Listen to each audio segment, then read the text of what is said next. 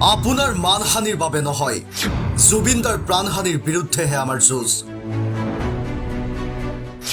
ৰাইজক তদন্তৰ নামত জেলেপীৰ পাক নালাগে, ৰাইজক ৰাজনীতি নালাগে, মুখ চুপতি নালাগে।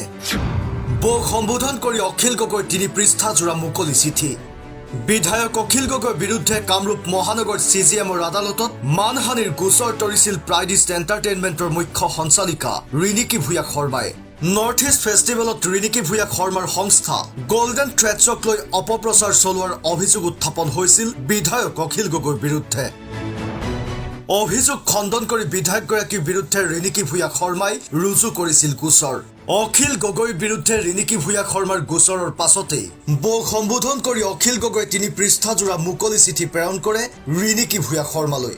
ৰিণিকী ভূঞা শৰ্মালৈ অখিল গগৈৰ পত্ৰত বিধায়কগৰাকীয়ে লিখিছে, আপোনাৰ মানহানিৰ বাবে নহয়, জুবিনদাৰ প্ৰাণহানিৰ বিৰুদ্ধেহে যুঁজ। হিমন্ত বিশ্ব শৰ্মা চৰকাৰক তদন্ত প্ৰক্ৰিয়া ত্বৰান্বিত কৰাৰ আহ্বান জনাই বিধায়ক অখিল গগৈয়ে। জুবিন গাৰ্গৰ হত্যাত অভিযুক্তসকলৰ প্ৰতি চৰকাৰ নৰম হৈছে নেকি বুলি প্ৰশ্ন উত্থাপিত কৰে বিধায়কগৰাকীয়ে।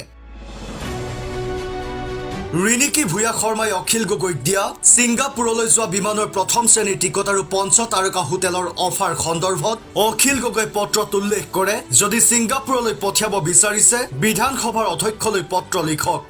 ৰিণিকী ভূঞাই তৰা গোচৰলৈ ভয় নকৰে অখিল গগৈয়ে। সত্য প্ৰতিষ্ঠাৰ বাবে বন্দুকৰ গুলী খাবলৈ প্ৰস্তুত বুলি উল্লেখ কৰে পত্ৰখনত। তদন্ত প্ৰক্ৰিয়া খৰতকীয়া কৰিবলৈ মুখ্যমন্ত্ৰীক হেঁচা প্ৰয়োগৰ আহ্বান পত্ৰখনত। News text report, news daily Assam digital.